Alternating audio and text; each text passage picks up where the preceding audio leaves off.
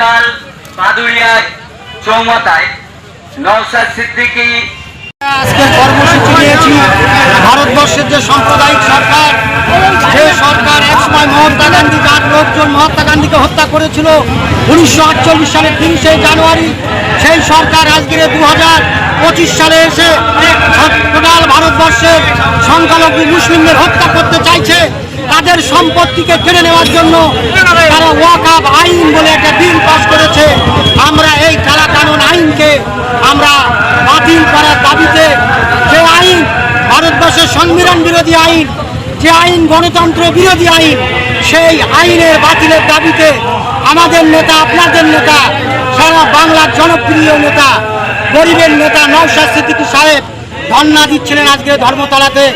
কিন্তু দুঃখের বিষয়, আমাদের আন্দোলন তো বিজেপির বিরুদ্ধে, আমাদের আন্দোলন সেই মোদির বিরুদ্ধে, আমাদের আন্দোলন সেই অমিত শাহর বিরুদ্ধে, আমাদের আন্দোলন সেই ওয়াকফ বিল বাতিল করার জন্য। অথচ এই পশ্চিম বাংলার এই তৃণমূলের মন্ত্রী, মুখ্যমন্ত্রী মাননীয় মমতা ব্যানার্জি, যে মমতা ব্যানার্জি পশ্চিমবাংলার সংখ্যালঘুদের রক্ত নিয়ে আজকে এই বাংলার গদিতে বসে আছে, যে মমতা ব্যানার্জি বাংলায় বসিয়ে রাখার জন্য সারা বাংলার মানুষ তারা রক্ত দিয়েছে, সেই মমতা ব্যানার্জি আজকে সেই আমাদের নেতা নওশাদ সিদ্দিকী সাহেবকে তার পোশাক কুত্তা পুলিশ দিয়ে নির্মমভাবে লাঠিচার্জ, কিল ঘুষি মেরে তাদেরকে টেনে হিঁচড়ে নওশাদ সিদ্দিকী সহ তার দলবলকে অ্যারেস্ট করেছে।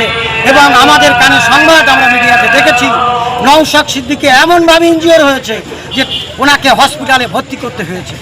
তাই আজকের আমাদের এখানে আমরা বাদুড়িয়ার এই জঙ্গলপুর মোড়ে এই নওশাদ সিদ্দিকীকে ছেড়ে দেওয়ার দাবিতে এবং ওয়াকফ বিল প্রত্যাহার করে নেওয়ার দাবিতে আমরা আজকের অবরোধ শুরু করছি। এবং আগামী দিনে এই দাবি আমাদের থাকবে।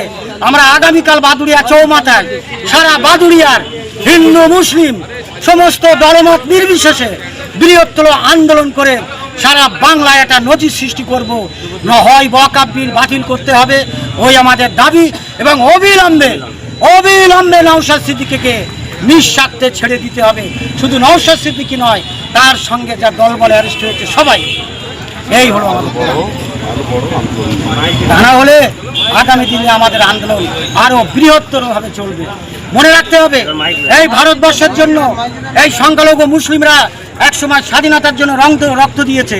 আজকের ভারতবর্ষের এই ওয়াকফ বিলকে বাতিল করার জন্য আমরা দ্বিতীয়বার আবার রক্ত দিয়ে ভারতের মাটিকে রঙিন করিয়ে বিজেপিকে দেখিয়ে দেব যে আমরা ভারতের মাটিকে রঙিন করিয়ে দ্বিতীয়বার আমরা ওয়াকফ বিলকে প্রত্যাহার করেছি।